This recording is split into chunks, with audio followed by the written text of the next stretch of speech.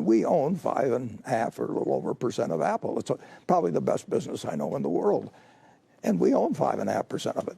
And that is a bigger commitment that we have in anything except insurance and the railroad. So it's our third largest business. Yeah, it made the point that it was bigger than your biggest acquisition, Precision Oh, Casualty. sure. No, it's our third largest business.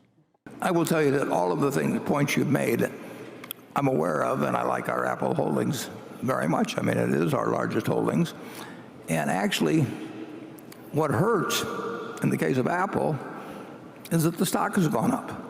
And we'd much rather have the stock.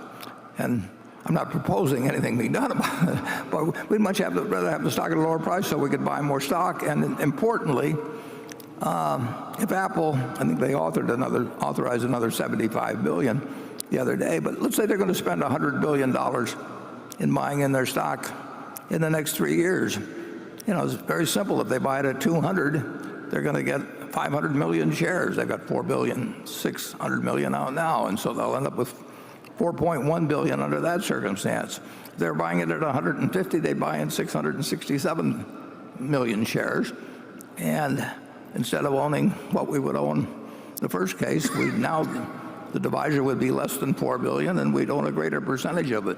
So in effect, a major portion of earnings, at least possibly, it's at least been authorized, will be spent in terms of increasing our ownership without us paying out a dime, which I love for a business, a wonderful business. And the recent development, when the stock has moved up substantially, actually hurts Berkshire over time.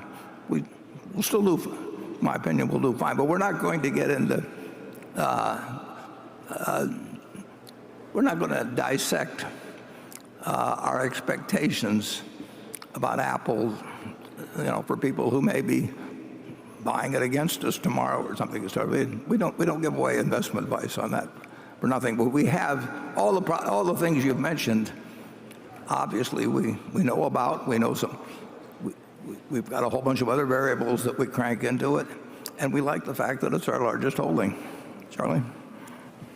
Well, in my family, the people who have Apple phones, it's the last thing they'll give up. It's not a bad item to have. And then I ended up buying some as high, you know, a whole lot higher. I won't name the exact price, but a whole lot higher. I'd rather have it go down. For one thing, if it goes down, Apple's going to buy a lot of stock back. They're already buying stock back. And if it goes down 10%, it means they get to buy 10% more shares. And my interest will go up 10% more for spending that money and buying shares. So I am benefited by going down. If I were to talk my book, I would talk it down. I spoke with an analyst today, Gene Munster, and he pointed out that the interesting thing about Apple is that for a long time it was a very volatile stock. It kind of traded in this boom and bust cycle. Every time they had a new phone that came out, it would push the stock higher. If they didn't have a new release, it would drop. He said that it's still 65% of the business, but a lot of people are maybe looking at it a little differently. And he wonders how you look at it. Is this a boom and bust cycle, or is there something different here? Not in the least. I don't, you know, I like to see the new release do well, or, you know, that, but I do not focus on the sales in the next quarter or the next year. I focus on the hundreds and hundreds and hundreds of millions of people who practically live their lives by it. And if you look at that little piece of whatever it is, that is some of the most valuable real estate in the world. I mean, that is, Fifth Avenue will never come close to that. I mean, it is, you've got hundreds and hundreds of millions of people with loads of buying power and able to do business or learn information or whatever it may be, and it's part of their habit of living. I mean, they spend hours a day, and it does all kinds of things for them. So that real estate is worth a fortune, and it's nice to have it added to as they sell new phones, and of course a lot of them are replacement phones, but they're adding to hundreds and hundreds of millions of consumers that are never going to get to Fifth Avenue, or they're never, and you are an indispensable part of their lives. I mean, it's an extraordinary product. So you don't even look at it like a tech analyst would, or like a tech company for that matter? I look at iPad. Oh, you mean Just in terms of how you value this stock. It's a consumer product.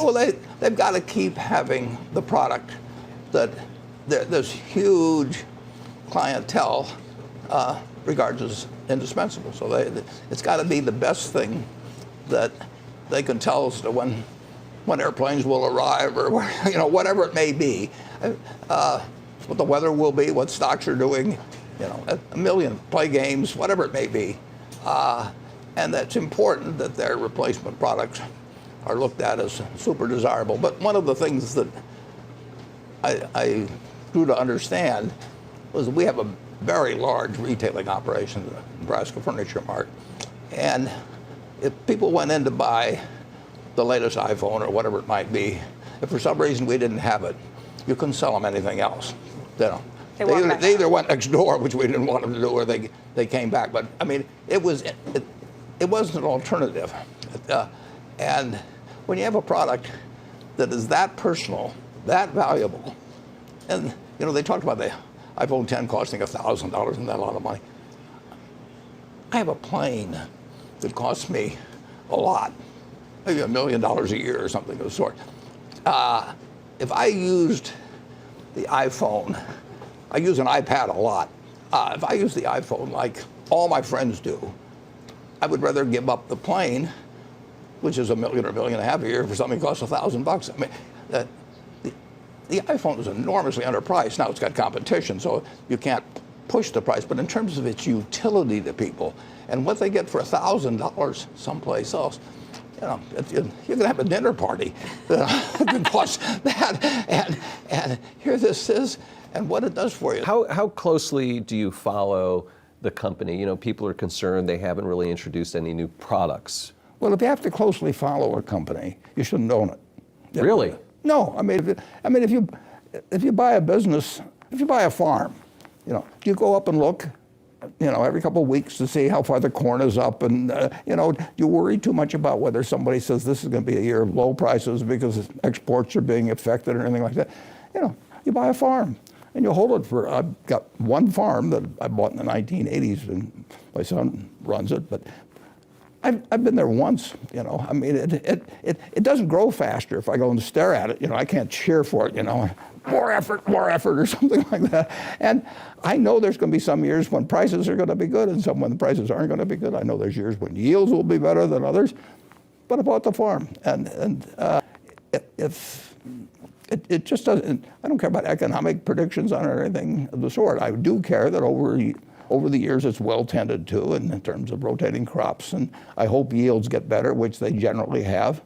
In fact, that farm 100 years ago would have probably produced 30 bushels, maybe 35 bushels of corn per acre, and now in a good year, it'd be 200. I mean, we've really made progress in this country. That's one reason commodity prices, if you go back a couple hundred years, they've moved so little, is because we've just gotten better and better at whether it's cotton or whether it's corn or soybeans or all kinds of things.